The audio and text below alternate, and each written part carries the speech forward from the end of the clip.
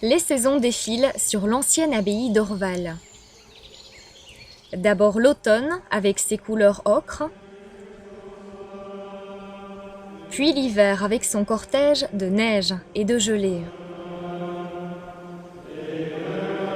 L'abbaye fut fondée au XIe siècle par des moines cisterciens. Ils y développèrent la bière qui fait toujours la réputation d'Orval, mais c'est bien entendu avant tout un centre spirituel où vit une communauté religieuse de moines. Nous sommes donc maintenant au cœur de l'hiver et allons découvrir l'abbaye sous un angle assez méconnu. En dessous de l'église actuelle, dans les souterrains du XVIe siècle, hiberne une intéressante population de chauves-souris, des grands rhinolophes, une espèce aujourd'hui devenue rarissime. On ne connaît plus que quelques colonies dans toute la Belgique. Les chauves-souris, durant l'hiver, sont confrontées au problème de la pénurie d'insectes. Pour survivre la période froide, elles n'ont pas d'autre solution que d'entrer en hibernation. Jadis, la plupart des chauves-souris hibernaient dans les grottes. Aujourd'hui, ce sont les souterrains créés de la main de l'homme qui accueillent la majorité des chauves-souris durant l'hiver. En Flandre, la ceinture fortifiée qui protégeait jadis la ville d'Anvers est devenue un élément tout à fait vital pour l'hibernation des chauves-souris, si bien qu'aujourd'hui la plupart de ces forts ont été érigés en réserve naturelle pour chauves-souris. Nous visitons ici la réserve naturelle du fort de Steendorp. Cet ancien fort, construit vers la fin des années 1800, abrite aujourd'hui plus de 1000 chauves-souris. Le fort, complètement abandonné et partiellement détruit durant la Seconde Guerre mondiale, est en partie inondé. Cette importante humidité permet aux chauves-souris de passer tout l'hiver sans risque de se déshydrater. Le vespertillon de Daubenton que nous voyons ici est largement l'espèce la plus répandue dans le souterrain. Il se rassemble parfois en grappes, mais des briques ont été par endroits aménagées pour faciliter l'hibernation. Cette petite chauve-souris vit l'été au-dessus des canaux et des lacs où elle se nourrit de petits insectes. L'hiver, elle rentre dans les souterrains pour hiberner principalement.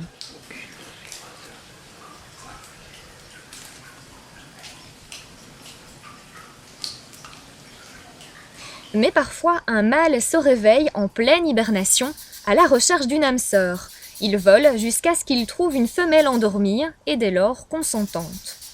En effet, la reproduction des vespertillons de Daubenton a lieu en automne ou en hiver, et les spermatozoïdes sont gardés vivants dans les voies génitales de la femelle jusqu'à la fécondation qui a lieu au printemps.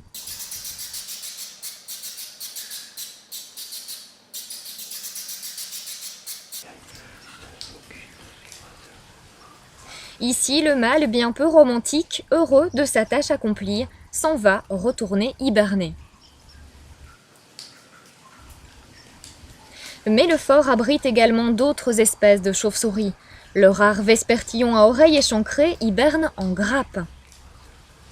Lui aussi apprécie les endroits humides, mais généralement un peu plus chauds.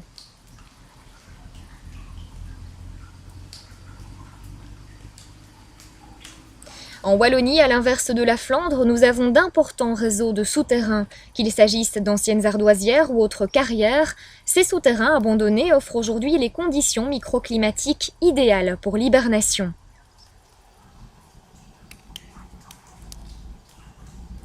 Nous voyons ici la très rare barbastelle. Seuls 1 ou 2 individus sont généralement observés durant l'hiver. Celle-ci a utilisé un ancien tunnel de chemin de fer.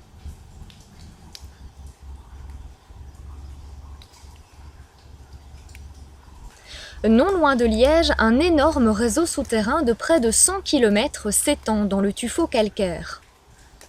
C'est devenu aujourd'hui le principal lieu d'hibernation des chauves-souris de tout le Benelux. On y recense plus de 5000 individus, dont ici, à nouveau, le vespertillon à oreilles échancrées.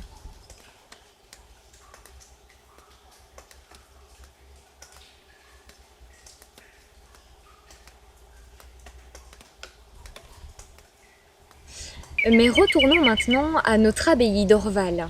Les beaux jours, les fleurs ont fait leur réapparition. C'est maintenant le matin, très tôt, il est environ 5 heures du matin.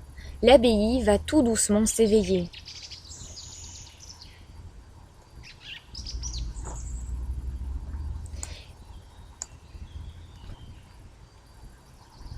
Les moines vont se rendre à la première cérémonie religieuse de la journée. Mais pour les chauves-souris qui ont leur cycle inversé, il sera bientôt l'heure de retourner dormir. Celles-ci auront chassé toute la nuit. Ici, les grands rhinolophes regagnent les souterrains du XVIe siècle en dessous de l'église actuelle. Le grand rhinolophe est une des plus grandes chauves-souris. Il émet un ultrason tout à fait caractéristique. C'est bien entendu grâce à ces ultrasons qu'il se dirige en pleine obscurité. Tout comme les pipistrelles qui, elles, regagnent les bardages d'une sorte de petit chalet annexé à l'abbaye et qui abrite les groupes de jeunes retraitants. La pipistrelle est quant à elle la plus petite de nos chauves-souris. Elle ne pèse que 5 à 7 grammes, soit le poids d'un morceau de sucre. Mais cela ne l'empêche pas de manger près de 3000 insectes en une seule nuit.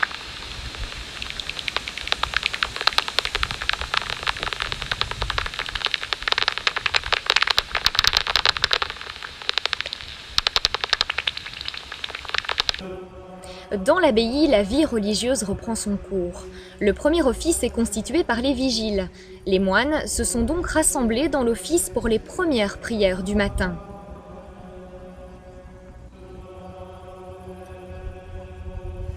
L'abbaye offre également de larges toitures en ardoise chauffées par les rayons du soleil. C'est justement ces grands espaces chauds que recherchent les vespertillons à oreilles échancrées que nous voyons ici pour établir leur maternité.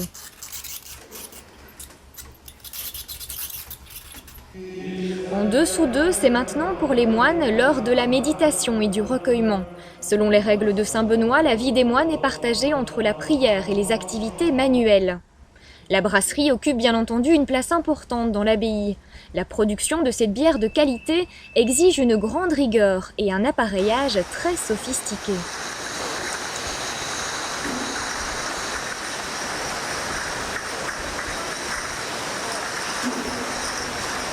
La journée avance maintenant sur l'abbaye. Il est bientôt midi.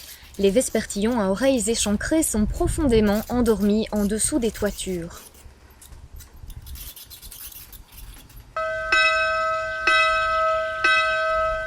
Midi, c'est le moment pour la communauté de religieux de se retrouver autour de la table et de partager la nourriture. Cela, bien entendu, autour d'une orval.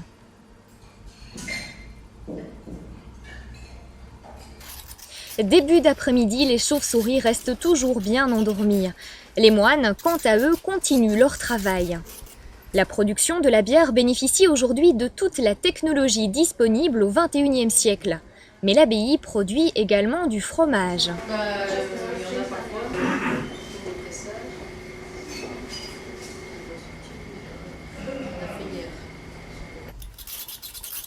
L'après-midi touche à sa fin et au sein des différentes colonies de chauves-souris vivant dans l'abbaye, une agitation fébrile commence à apparaître.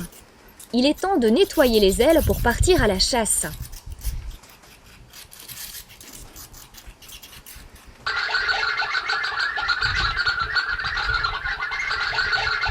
Les grands rhinolophes, eux aussi, commencent à s'exciter. Tenaillés par la faim, ils sont prêts à partir chasser. Pour les moines, c'est l'heure de l'office des complis, dernière prière avant d'aller coucher. Alors que ceux-ci s'endorment, il est temps pour les chauves-souris d'aller chasser. Les grands rhinolophes sortent de leur cave. Malheur aux papillons distraits.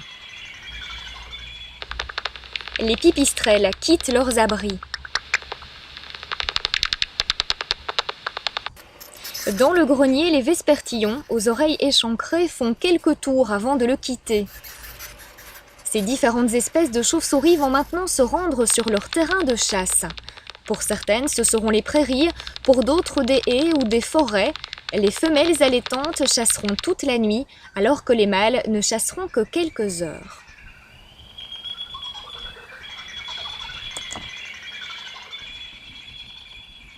Dans l'abbaye, les jours défilent les uns après les autres, toujours selon le même rythme immuable de la règle de saint Benoît, qui assure un équilibre entre les activités spirituelles et physique, comme ici, l'entretien de la forêt.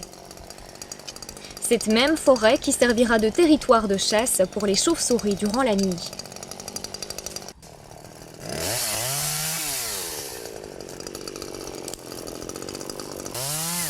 L'été est cette fois bien là, et avec lui son cortège de naissance.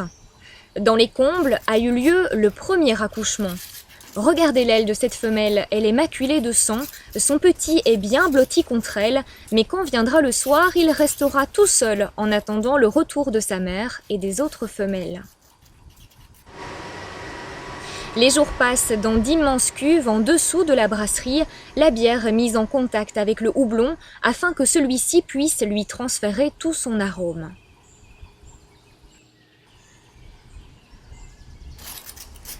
Quelques jours plus tard, la plupart des autres femelles ont également mis bas. Le bébé chauve-souris naît aveugle et sans poils. Il ne faudra que quelques jours pour qu'il ouvre ses yeux, puis se recouvre de poils. Maintenant, lorsque les femelles durant la nuit partent à la chasse, c'est une véritable pouponnière que l'on retrouve sous les poutres du grenier.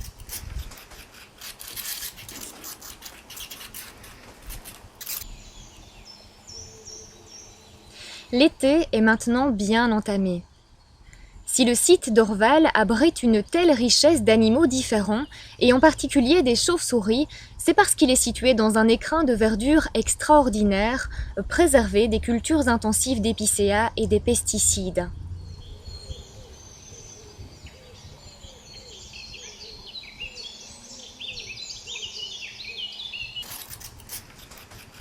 Les jeunes ont maintenant une taille quasi équivalente à celle des adultes.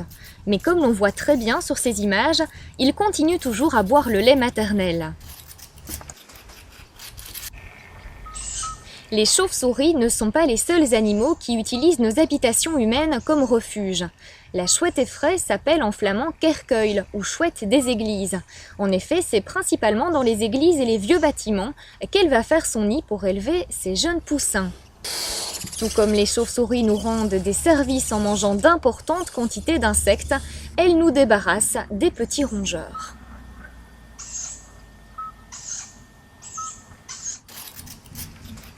Dans les combles maintenant, les jeunes ont atteint leur taille adulte. Ils ont juste un pelage un peu plus foncé que les autres.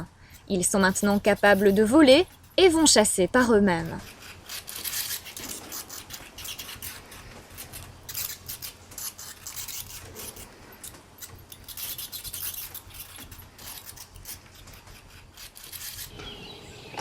On estime que l'impact de l'homme durant le Moyen-Âge fut favorable aux populations de chauves-souris. En effet, à cette époque, plusieurs espèces étaient cantonnées au sud de l'Europe et ne faisaient les colonies de reproduction qu'au sein des grottes.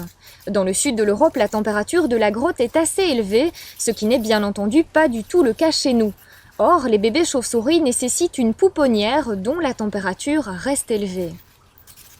L'homme, en construisant églises et châteaux, a créé ainsi de nombreux combles où la température en dessous des toits d'ardoise est devenue favorable à l'établissement de colonies de reproduction.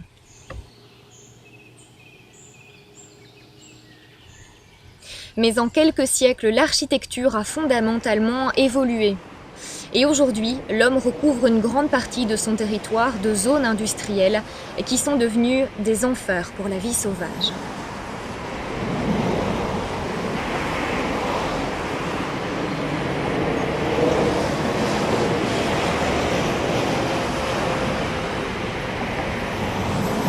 En Wallonie, en 25 ans, la surface des zones urbanisées a progressé de 40%.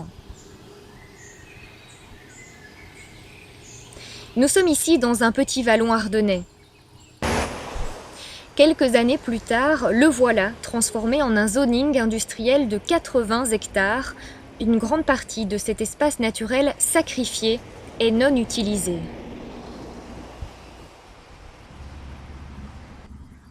Heureusement, d'autres initiatives vont à l'encontre de cette évolution défavorable. Ici, cette ancienne ardoisière d'où fut extrait les ardoises qui ont servi à bâtir les toits de nos églises et maisons est aujourd'hui transformée en une réserve naturelle pour les chauves-souris où elles savent hiberner en toute quiétude. En effet, tout réveil intempestif durant l'hiver met en péril leurs chances de survie.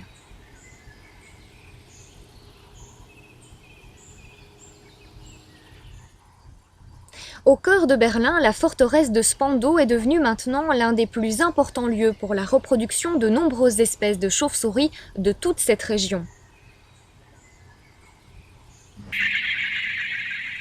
La vie des nombreuses espèces de chauves-souris est maintenant intimement liée à la vie des hommes.